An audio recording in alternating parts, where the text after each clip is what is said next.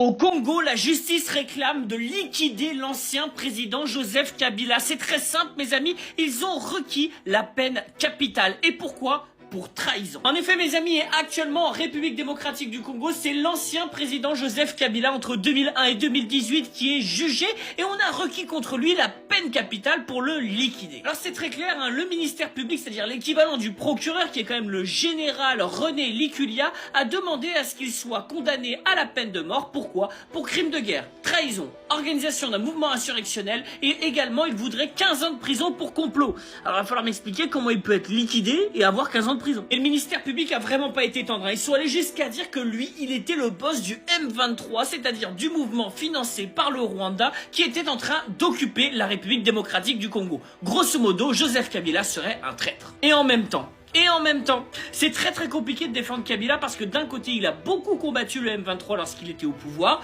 mais en même temps, au mois de mai dernier, mes amis, il s'est installé à Goma, dans la ville dirigée par le M23, donc par le Rwanda, donc chez l'ennemi. Donc forcément, ça a attiré quelques foudres. Et quant à tous les occidentaux qui vont venir nous parler des droits de l'homme de Joseph Kabila, vous n'êtes pas très nombreux à venir vous exprimer lorsqu'il s'agit de défendre les droits de l'homme des victimes dans l'Est du Congo. Parce que celles-là, on les oublie souvent.